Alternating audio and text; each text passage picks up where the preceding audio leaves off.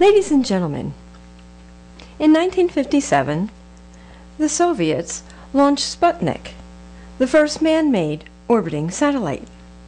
America responded by secretly sending out its stellar piloted observation craft, or SPOC for short. Unfortunately, communication broke off shortly after the craft left our solar system, and it was feared that the craft had been destroyed and lost forever. All traces of the program have since been erased to avoid national disgrace.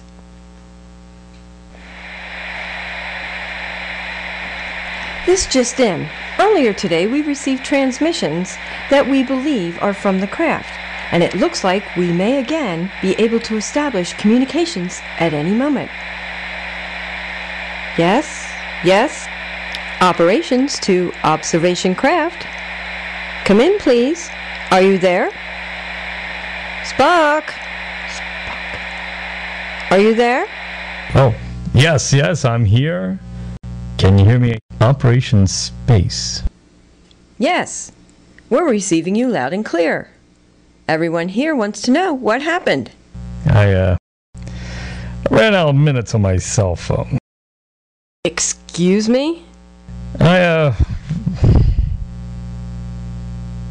ran out of minutes. I forgot how to get more time on this stupid thing. The instructions are very clearly printed on page 523 of your manual. It was packed in your standard supply case. I don't have the manual. What do you mean you don't have your manual? I lost it. I was taking a spin around the rings of Saturn. They're really pretty. You should come out here and see them sometime. Anyway, I was zipping along at about 1/10 light speed with the windows down. Just feeling the breeze blowing through my flippers when the stupid thing just blew out the window. Why didn't you turn around? Are you crazy?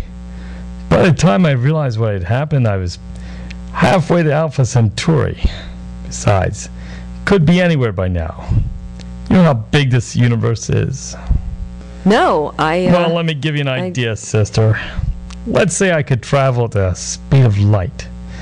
Now, light travels about 186,000 miles per second. Do you realize how fast that is? I don't see what this has to do with... Blink. What? Trust me, just blink. I'll humor you. You have nice eyes. In the amount of time it took you to blink, I could take 7 spins around the Earth at light speed. What does that have to do with anything? Even at that incredible speed, it would take 8 minutes for me to go from the sun to the Earth. And it would take another 4.5 minutes to get to Mars. 5.5 hours later, I'd finally reached Pluto, and I've only gone 3.5 billion miles. I had no idea. At that speed, it would take almost 4.5 years before I got to our nearest neighboring star, Alpha Centauri. A mere 25 trillion miles away. As a matter of fact, it would be 50,000 years before I could even get to the end of our galaxy. I had no idea. And did you know there are probably 10 sextillion stars? That's a 1, followed by 22 zeros. I had no idea. You really don't know much, do you? Well, maybe not, Mr. Smarty Frog. Excuse me. But we do know when they were all made, about 6,000 years ago. You're pulling my flipper. How could you possibly know that? We know because the one who made everything told us so. In fact, in Psalm 147:4 says, he counts the number of stars and he calls them all by name. You're putting me on. Nope, it's all right there in the Bible. You should have one on board in your standard supply. You lost it, didn't you? Well, it was really breezy and the windows were down and everything. Besides, I didn't know I was supposed to read the thing. Now what are you going to do? Don't shout. I'll buzz around to Walmart's and get one. Get it? Walmart's.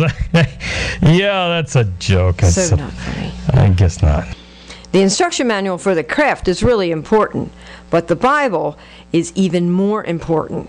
Without the manual, you could lose your way home. But without the Bible, you could lose a whole lot more. Ladies and gentlemen, we'll have to resume this transmission tomorrow.